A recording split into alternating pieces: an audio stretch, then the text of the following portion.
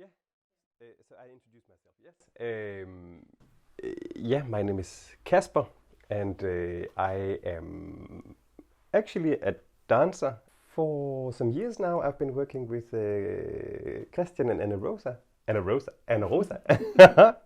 doing installation work. And this is our third collaboration. My name is Anna Rosa, and I am a textile designer and also a lighting designer. My name is Christian, and I'm a composer and a sound artist, sound designer. I come from a musical background, but also as a musician, but I also work a lot with stage art.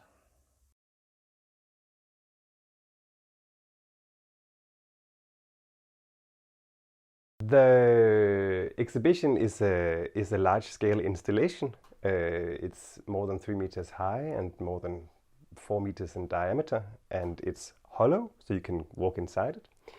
It's called Living Landscape, and it is basically an imitation of one of the Icelandic mountains, made entirely in plastic. And this plastic material is all cleaning supplies, so that's sponges and I don't know what you call them, but things for wiping the floor. Mops, thank you. And so it's basically an imitation of nature in plastic, you could say.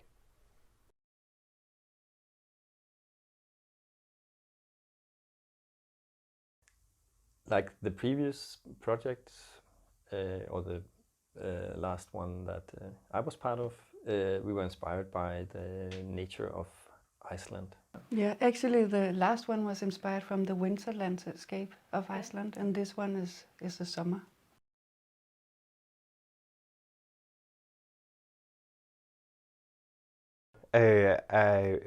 One of the main things that we were very interested in was to do something that was tactile, something that you could interact with and something you could sense, so that it would be not just a work that you look at, but something that you could somehow interact with. And we also wanted to create an imitation of nature, and that's where we searched for what materials to make it in, because at first we thought we wanted to make a landscape out of organic things like fur and dried leaves and things and so on, so on, so on. But the more we sort of worked with it, the more we thought we wanted to make a distance to the from the original to the imitation. And then we were researching a lot, and we were thinking maybe we should build it in plastic. And then this idea of plastic, somehow synthetic, emerged. And in the research, we looked a lot in plastic pollution, and it turns out that a lot of the plastic pollution in the sea ends up in the northern hemisphere due to the ocean streams. So then somehow you could say that a connection was made. And then we basically thought, well, that what kind of plastic materials should we use? And because everything has to do with pollution, we thought, why don't we try and make it in cleaning supplies? Because what you want to do is, and what we see a lot happening now, is that we try to clean nature. We have all these things that are being sent out into the sea that are supposed to clean up the oceans, and we try to clean up the beaches and so on and so on. So we thought cleaning supplies, basically. And they're very cheap, extremely cheap, much cheaper than the organic materials that we thought. I mean, much cheaper than fur, much cheaper than anything. And our budget wasn't so big, so we made a kind of a virtue out of the necessity. And also we chose something that everybody use, Yeah. like all over the world. It's extremely accessible. Yeah. Yeah, and we use a lot of it. Like, Yeah, like masses. And also the Icelandic nature is quite surreal somehow. It doesn't look real, and we also really worked with a green color, which looked a little artificial, but still is the same as the Icelandic one. Could it look like that in the future, because we have so much plastic?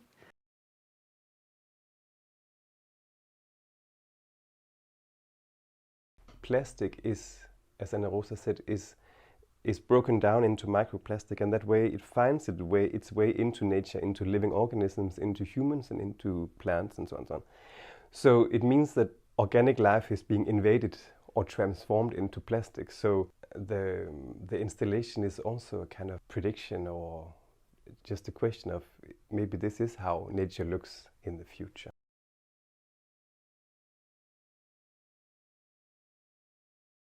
We maybe should talk about the interactive aspect of it, because that's also another reason for the name Living Landscape ?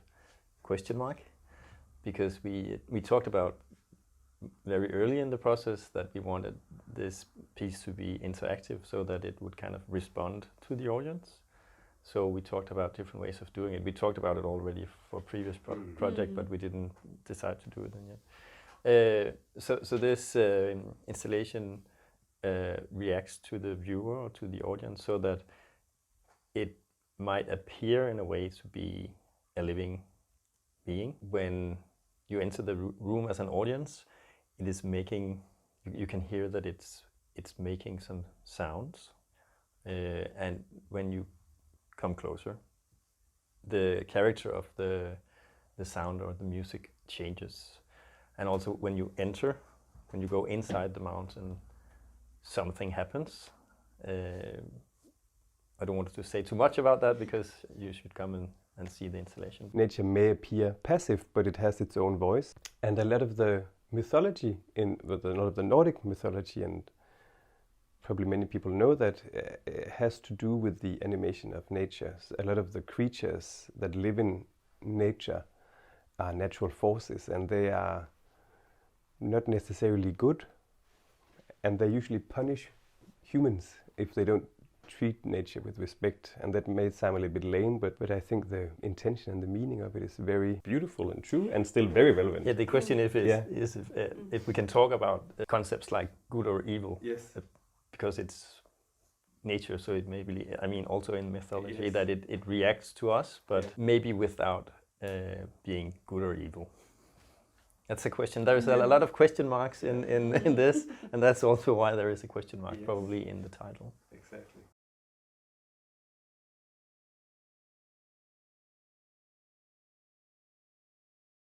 It was actually because I went to Iceland in 2012 on a study trip somehow. And then I started to work with the material from the States workshop here in Copenhagen. And then at that time, Kasper and I had a mutual friend. So he came to see my work, like coincidentally. And then he was like, oh, we could do something together. So that's how it started. And then you two have been working together before, like way back.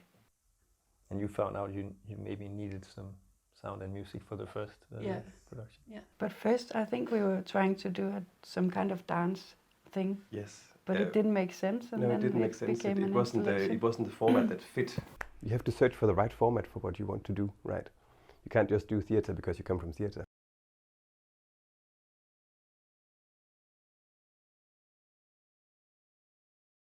You get ideas, and then you have to figure out how to carry them into real life, and that means sometimes you have to ask people that you never knew you were going to talk to help you.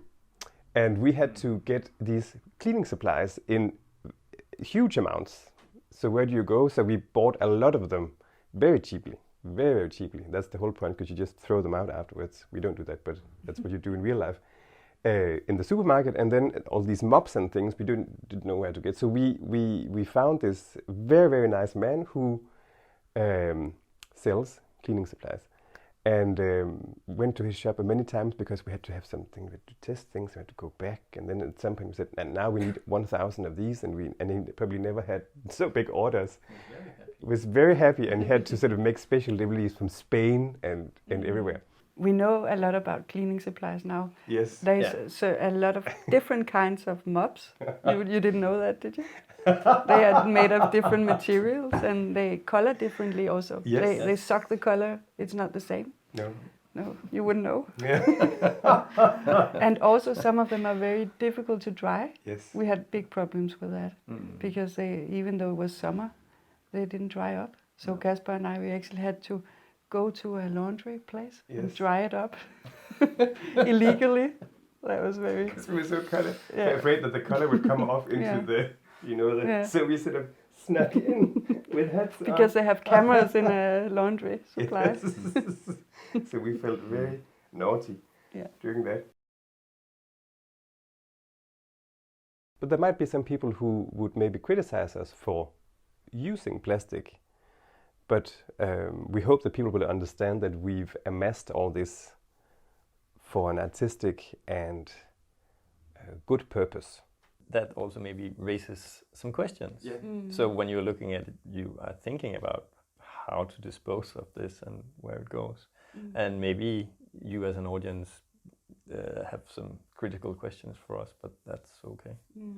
If it raises some questions, that's good. Yeah, and one of the questions I think could be, because that's also what we talked about, just imagine how many things in our daily life are made from plastic. I mean, even most of our bodies, artificial hips and limbs and teeth, and I mean, it's already inside us. And where isn't it?